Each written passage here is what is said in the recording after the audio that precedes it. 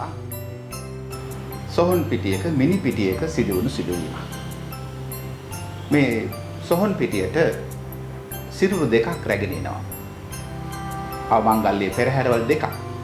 කුඩා ළමුන් දෙදෙනෙකුගේ පුංචි මිනි පෙට්ටි දෙකක් තමයි මේ අවමංගල්‍යයේ පෙරහැරේ තියෙන්නේ. එක අවමංගල්‍ය රථයක් පිටපස ලොකු සෙනඟක් පැමිණෙනවා. ටයිකෝට් හැඳගත්ත හොඳ පිළිවෙලට ඇඳගත්ත පිරිසක් ඒ අවමංගල්‍ය රථයේ පිටපසින් පැමිණෙනවා.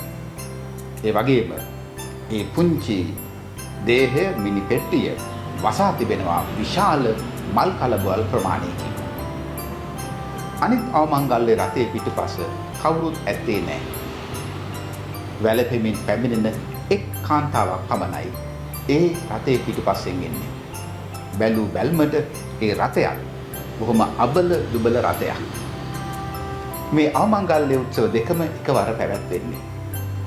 අර කවුරුත් නැති පුංචි මිනි පෙට්ටිය වටේ කවුරුත් නැති අම්මා විතරක් ඉන්නවා අඬමින්. කිසිදු මලක් ඒ දේහය වටා තබා ඇත්තේ නැහැ. මිනි පෙට්ටිය වටා තබා ඇත්තේ නැහැ. මේ අතරතුර අර මල් වලින් වසා ඇති මිනි පෙට්ටියේ ඇති අවමංගල්‍ය උත්සවයේ එක් මහත්මයෙක් බොහොම පිළිවෙලට ටයිකෝට් දාගත්ත මහත්මයෙක් බැලූ බැල්මට ඒ මියගිය දරුවාගේ පියායයි සිටිය හැකි මල් කලබක් අරගෙන ඇවිල්ලා අර මලක් නැති මල් කලබක් නැති මිනි පෙට්ටිය උඩින් ඒ මල් කලබ තියලා අර තනිව සිටින අම්මට මෙහෙම කියනවා. මන් දන්නේ නෑ මේ දරුවගේ නම මොකක්ද කියලා. නමුත් දෙවියන් වහන්සේ දන්නවා ඇති එයාගේ නම මොකක්ද කියලා.